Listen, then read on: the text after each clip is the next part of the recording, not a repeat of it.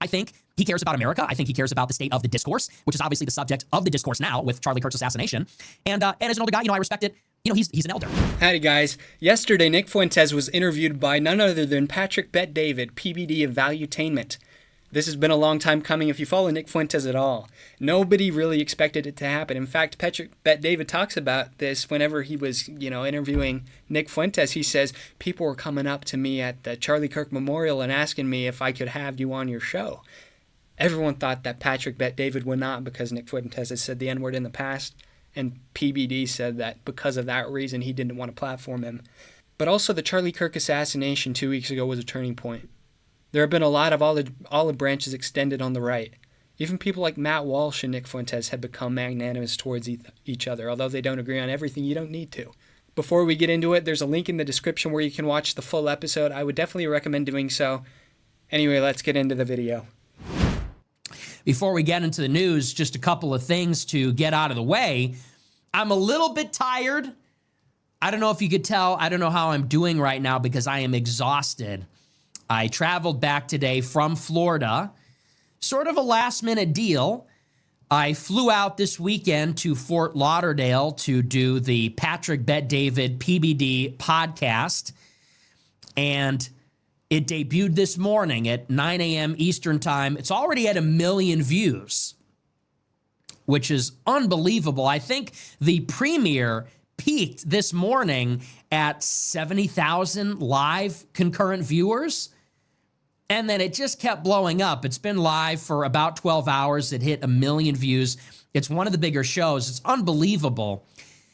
And so I just got home today. I'm a little exhausted, but I hope you all love the show. We finally got it together. As you know, this has been a highly anticipated collaboration. My fans have they really been giving Patrick Bet-David a hard time, asking him at Turning Point, and people were coming up to him at the Charlie Kirk Memorial saying, when are you going to have Nick Fuentes on the show? And it was already in the works. And so they called me up last week and they said, can you get out here as soon as possible? I said, well, given the climate, I said, I'm taking care of some security things, but we got it together pretty quickly. And so I flew out there. We did the show last night. Like I said, it came out this morning. And I have to say, I think it went great.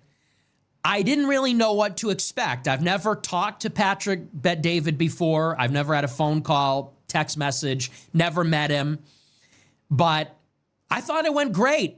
I thought it was a fair, objective interview. And I saw some of my fans, they said, well, we've heard a lot of these stories. In fairness, he was going through my backstory because, well, we never met before. But I think that was actually a good thing because he was introducing me to his audience. And I think a lot of the people in his audience, they don't know anything about me. And all they know, and I think maybe the same is true of him, is what they see in the clips. What they've heard, what they see in the clips. And you know how the clips are. They're funny, but they're also provocative. And it's colorful language and it's hyperbolic. And if you only saw the 30-second clips, you might think I'm a lunatic. You might think I'm a total maniac. So I think it's important to do these kinds of interviews where you sit down with no preconceived idea. You don't come in with a loaded gun pointed at the other person's head, metaphorically, ready to read them the riot act. You said this, you said that. Are you racist? Are you a Nazi? I think it's important to have these kinds of conversations where you sit down and you say, where did you come from? How did you develop your views? What are your views? What's your background? So I thought it was a really good preliminary interview.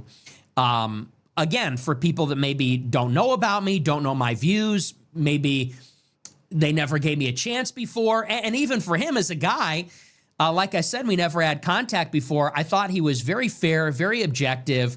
We walked through the timeline. We just leveled with each other.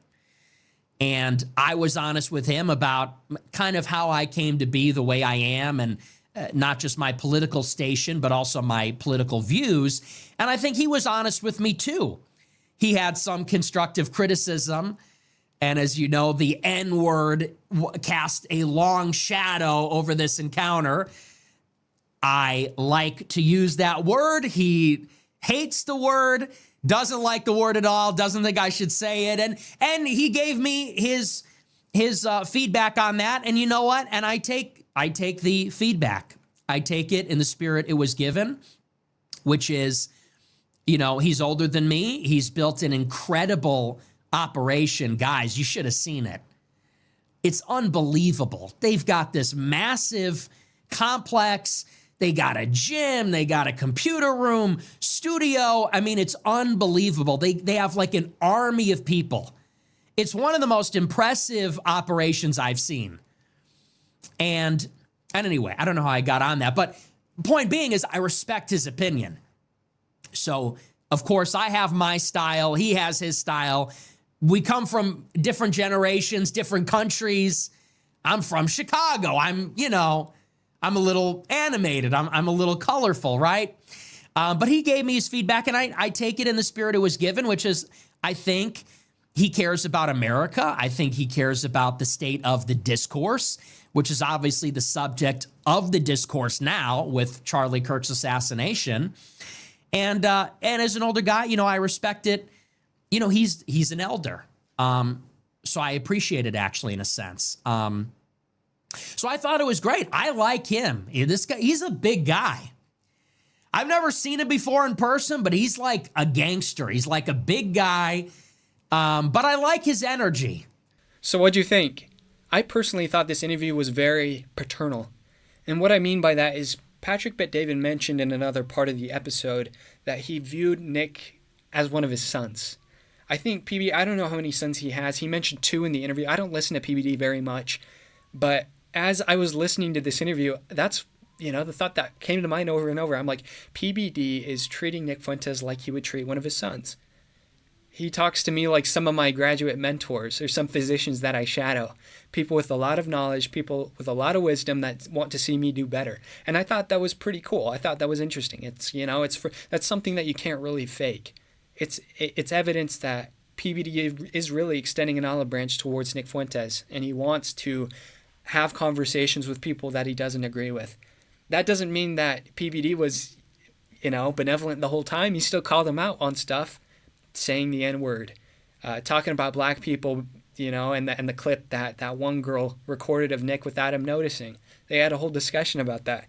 However, the whole time, PBD seemed like he was treating Nick Fuentes like his son, somebody that he wanted to see do better and grow and eventually find success. All of the criticism that was directed towards Nick was constructive criticism, it seemed like to me at least. Also, I thought that Nick was very restrained, he was amicable, and he was even quiet. I might rewatch some parts of this again, but watching it, I'm like, man, Nick is quiet, almost shy, I would say. I don't think Nick is one to get nervous. Sometimes you see him get nervous when he's acting around people like Ye or Trump, but those are his heroes. That's kind of to be expected. But in this, it seemed like it was very calculated. He just wanted to have a nice meeting with PBD. He wanted to get his face out there, and he wanted to be palatable, mostly, to PBD's audience. Was it a complete stratagem? I think it probably mostly was. I think Nick Fuentes is very aware of his decorum, of his ethos, and I think to attribute it just to shyness is a fallacy. But then again, I think it was a great introduction to the mainstream discourse. This video has almost 2 million views at the time of this recording.